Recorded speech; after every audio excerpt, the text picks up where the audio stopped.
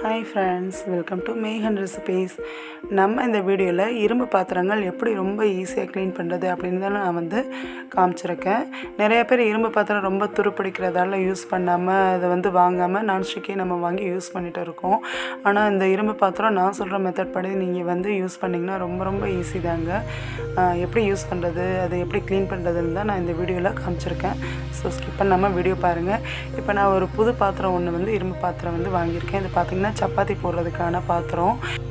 தோசைக்கல் நிறைய பேர் இரும்பு பாத்திரம் வச்சுருப்பாங்க. ஆனால் வேறு எல்லாமே நான்ஸ்டிக் இல்லை அலுமினியம் அந்த மாதிரி பாத்திரம் தான் நிறைய பேர் யூஸ் பண்ணுறாங்க. இரும்பு பாத்திரம் ரொம்ப ஈஸி தாங்க க்ளீன் பண்ணுறது. இப்போது இந்த பாத்திரம் பார்த்திங்கன்னா 1.25 கிலோ நல்லா வெயிட்டாக இருக்குது. இதில் சப்பாத்தி போடலாம், இல்லை பொரியல் அந்த மாதிரி பண்ணிக்கலாம், அப்பளம் பொரிச்சிக்கலாம், அந்த மாதிரி எது வேணாலும் பண்ணிக்கலாம். மல்டி பர்பஸ் தான் இது. சரி வாங்க நம்ம இதை எப்படி க்ளீன் பண்ணுறதுன்னு காமிக்கிறேன். இதை அடுப்பில் நான் வச்சுட்டேன், கொஞ்சம் சூடாகட்டும். இப்போ இது க்ளீன் பண்ண தேவை பார்த்திங்கன்னா அரை சைஸ் லெமன் தான் எடுத்திருக்கேன். அதை இந்த மாதிரி ஃபோர்க்கில் குத்தி வச்சுருக்கேன். இப்போ இந்த பாத்திரம் அடுப்பில் ஹீட் ஆகிட்டே இருக்குது. நல்லா ஹீட் ஆனதுக்கப்புறம் நம்ம என்ன பண்ணணுன்னா, கொஞ்சம் தண்ணி லைட்டாக ஒரு 1/4 டம்ளர் அந்த அளவுக்கு ஊற்றி நான் அதை நல்லா ஹீட் பண்ண வைக்கிறேன். எல்லா இரும்பு பாத்திரமே நீங்கள் இப்படி தான் பண்ணுங்கள். இப்போது ஏன்னா நான் தண்ணி ஊற்றுறேன்னா, இப்போது வெறும் லெமன் வச்சு நம்ம இந்த மாதிரி பண்ணும்போது அதில் ஜூஸ் நிறையா வராது. அங்கங்கே கொஞ்சம் மார்க் மாதிரி விழும்.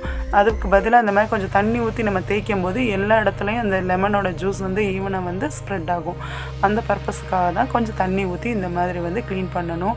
இந்த ஜூஸ் எவ்வளோ லெமன் ஜூஸ் வருதோ அந்த அளவுக்கு இதை இந்த மாதிரி அடுப்பில் சிம்மில் வச்சுட்டு நம்ம பண்ணணும். கொஞ்சம் இந்த பாத்திரம் ஹீட் ஆகுற வரைக்கும் ஹை ஃப்ளேம் வச்சுட்டு, அதுக்கப்புறம் நம்ம சிம்மில் வச்சுட்டு இந்த மாதிரி இந்த தண்ணி ட்ரை ஆகுற வரைக்கும், இல்லை இந்த லெமன் ஜூஸ் எவ்வளோ வருதோ அந்த அளவுக்கு மட்டும் நம்ம இந்த மாதிரி க்ளீன் பண்ணிகிட்டே இருக்கணும். ஒரு 5 நிமிஷம் தான் ஆகும் இது க்ளீன் பண்ணுறதுக்கு. முன்னாடிலாம் பார்த்தீங்கன்னா ஒரு 2-3 நாள் அந்த வடித்த கஞ்சிலாம் ஊற்றி வச்சு அதில் உள்ள ரஸ்ட்டு அழுக்கெலாம் போடுறதுக்கு பண்ணுவாங்க. பட் அதெல்லாம் தேவை கிடையாது. இந்த மாதிரி சிம்பிளாக அரை சைஸ் லெமனே போதும் இதுக்கு. இந்த மெத்தட் பார்த்திங்கன்னா புது பாத்திரம் மட்டும் கிடையாது, நம்ம ஆல்ரெடி யூஸ் பண்ணிகிட்டு இருக்கிற ரொம்ப துருப்பிடிச்சு போய் இருக்கிற பாத்திரங்களும் நீங்கள் இதே மெத்தட் ஃபாலோ பண்ணலாம். தோசைக்கல் ரொம்ப இந்த எண்ணெய் பிசுக்கெலாம் இருக்குன்னா கூட நீங்கள் இந்த மெத்தட் ஃபாலோ பண்ணிங்கன்னா நல்லா க்ளீன் ஆகிடும் உங்களுக்கு. அடுப்பில் சிம்மில் வச்சு நீங்கள் இந்த மாதிரி பண்ணுங்கள், பார்த்து பண்ணுங்கள். ஏன்னா அந்த இரும்பு சட்டி நல்லா சூடாகிடும். ஸோ கையில் பட்டால் சீக்கிரம் அந்த காயம் ஆறாது. அதை மட்டும் பார்த்துக்கோங்க. இந்த மாதிரி நல்லா எல்லா இடத்துலையும் ஸ்ப்ரெட் பண்ணுற மாதிரி நீங்கள் இந்த தண்ணி வச்சு நல்லா இந்த மாதிரி நான் பண்ணுற மாதிரி நீங்கள் தேய்ச்சி விடணும். இப்போ நான் உங்களுக்கு தேய்க்கும் போதே நல்லா தெரியும் இந்த பாத்திரம் எவ்வளோ அழுக்காக இருந்தது. இப்போ பாருங்கள் நல்லா க்ளீன் ஆகிட்டே வருது. அதனால் நீங்கள் இந்த மாதிரி அரை சைஸ் லெமன் வச்சு நீங்கள் இந்த மாதிரி தேய்க்கும் போது இதில் உள்ள துரு அழுக்கு எல்லாமே நம்மளுக்கு வந்துடும். ஸோ நல்லா நீட்டாக நம்மளுக்கு கிடச்சிரும். இப்போ இந்த தண்ணி இந்த மாதிரி ட்ரை ஆகுற வரைக்கும் லெமனில் ஜூஸ் எவ்வளோ வருதோ அந்த அளவுக்கு மட்டும் நம்ம அடுப்புலேயே வச்சு இந்த மாதிரி க்ளீன் பண்ணிக்கணும். இப்போ தோசைக்கல் இரும்பில் பார்த்தீங்கன்னா அது துருப்பிடிக்காது. ஏன்னா அதில் நம்ம எண்ணெய் ஊற்றி தோசை சுடுறதால. ஆனால் மற்ற பாத்திரங்கள் நம்ம வாஷ் பண்ணி வச்சுருவோம் இல்லைங்களா, அதனால் அது தண்ணி படுறதெல்லாம் துருப்பிடிக்க தான் செய்யும். அதுக்கு நீங்கள் இந்த மாதிரி மெத்தடில் க்ளீன் பண்ணிக்கலாம்.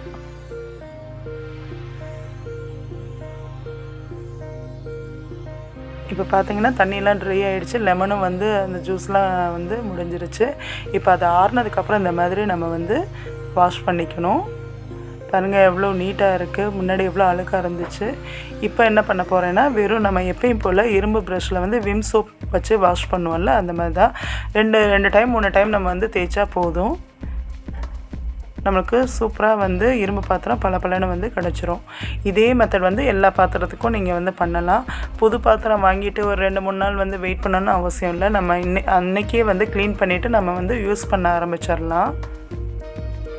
இந்த இரும்பு பாத்திரங்களில் பார்த்திங்கன்னா எப்பயுமே நம்ம புளி சேர்த்த ரெசிபீஸ்லாம் பண்ணக்கூடாது.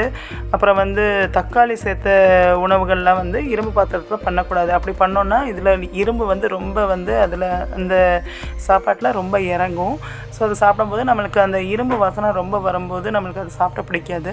அதனால் வெறும் பொரியல், இந்த முட்டை பொரியல் அந்த மாதிரி நம்ம செஞ்சு சாப்பிட்டா ஒன்றும் நம்மளுக்கு தெரியாது. ஆனால் இந்த இரும்பு பாத்திரத்தில் நம்ம ஏதாவது பண்ணோன்னா டக்குன்னு செஞ்சு சமைச்சு முடிச்சதுக்கப்புறம் வேறு பாத்திரத்தில் மாற்றி வச்சிடணும். இல்லைன்னா இந்த இரும்போட வாசனை ரொம்ப அந்த சாப்பாட்டில் இறங்கிட்டே இருக்கும். இப்போ இது வாஷ் பண்ணதுக்கப்புறம் திரும்ப நான் அடுப்பில் வச்சுருக்கேன். ஒரு ட்ரை கிளாத்தில் வந்து இதை இந்த மாதிரி வந்து க்ளீன் பண்ணிக்கணும். நம்ம வெறுமனே வந்து இதை கவுத்து வச்சு க்ளீன் பண்ணலாம். அதுக்கு பதிலாக இந்த மாதிரி பண்ணும்போது நம்மளுக்கு துருப்பிடிக்காமல் இருக்கும். இதெல்லாம் சின்ன சின்ன டிப்ஸ் தான். இதெல்லாம் ஃபாலோ பண்ணோன்னா இரும்பு பாத்திரம் ரொம்ப சூப்பராக இருக்கும். நம்ம எப்போ வேணாலும் எப்போ தேவையோ டக்குன்னு நம்ம யூஸ் பண்ணிக்கலாம். அவ்வளோதாங்க. பாருங்கள் எவ்வளோ சூப்பராக வந்து இரும்பு பாத்திரம் ரெடி ஆகிடுச்சு. நல்லா சுத்தமாக இருக்குது. இப்போ நம்ம இது சமையலுக்கு யூஸ் பண்ணிக்கலாம். ஸோ அன்றைக்கே வாங்கிட்டு வந்து நம்ம அன்றைக்கே யூஸ் பண்ணலாம். 2-3 நாள் வெயிட் பண்ணணும்னு அவசியம் கிடையாது.